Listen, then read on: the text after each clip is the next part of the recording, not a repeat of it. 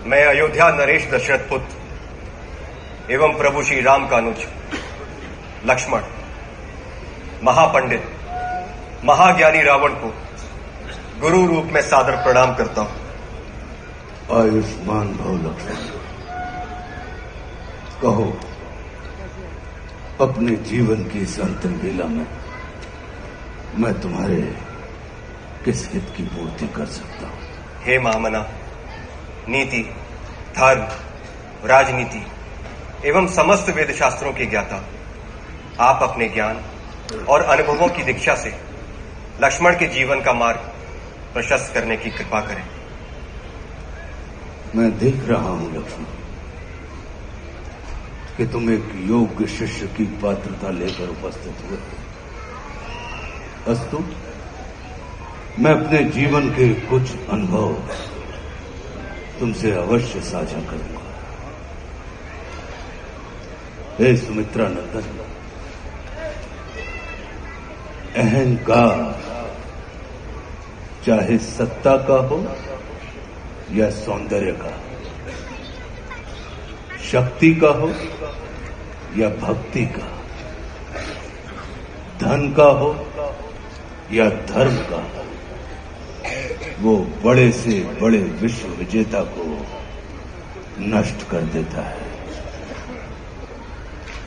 इसका प्रत्यक्ष उदाहरण ये त्रिलोक विजेता, विद्या विशारद, महापंडित रावण है।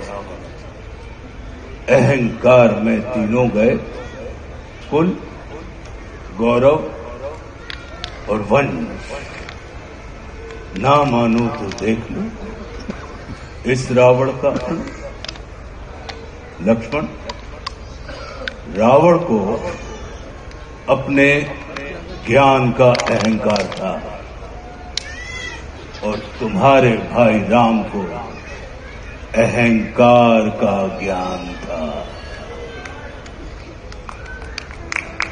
लक्ष्मण, जीवन में सफल होने के लिए शत्रु दृष्टि और मित्र दृष्टि का भेद आना अनिवार्य है। मित्रता भले ही अपने समतुल्य या अपने से निम्न स्तर के व्यक्ति के साथ कर लेना, किंतु शत्रुता सदैव अपने से योग्य व्यक्ति के साथ ही ठानना, क्योंकि ये जगत हमारे व्यक्तित्व का आकलन हमारे मित्रों को देखकर नहीं, हमारे शत्रुओं को देखकर लगाता है। जितना बड़ा और गरिमापूर्ण हमारा शत्रु होता है, उतने ही बड़े और गरिमापूर्ण की ख्याति को हम प्राप्त होते हैं। देखो ना, इस जगत ने जो कुछ राम से जुड़कर प्राप्त नहीं किया, उसे रावण ने राम से लड़कर प्राप्त कर लिया। लक्ष्मण, वे हमारे शत्रु ही होते हैं जो हमारे अंदर सुप्त पड़ी हुई ऊर्जा को जागृत करने का कार्य करते हैं। हमारा शत्रु ही होता है जो हमें असुरक्षा से निकालकर सुरक्षा में जाने की प्रेरणा देता है। वो हमारा शत्रु ही होता है जो हमें अपने सीमित वृत्त से निकालकर अपने वृत्त को असीमित करने की प्रेरणा देता है। इसलिए शत्रु तिरस्कार का नहीं, नमस्कार का पात्र होता है।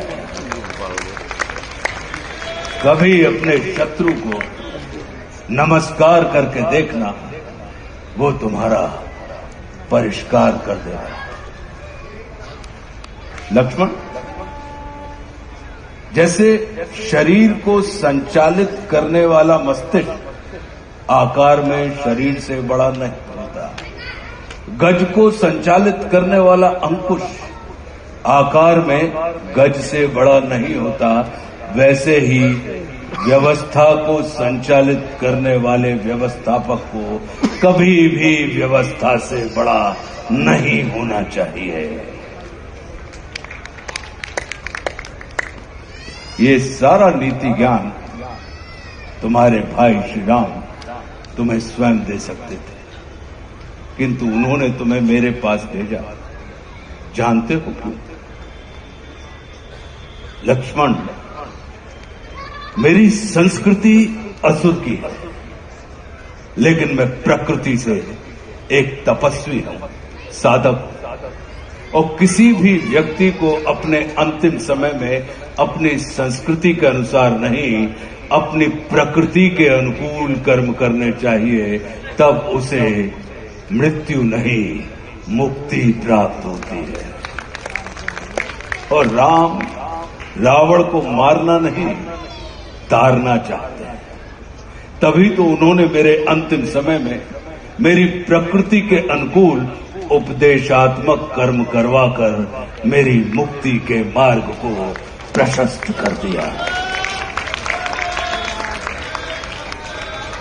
आने वाले समय में ये जगत कहेगा कि त्रिलोक विजेता, विद्या विशारद, महापंडित रावण की पराजय का एकमात्र कारण है कि उसके पास लक्ष्मण जैसा भाई नहीं था।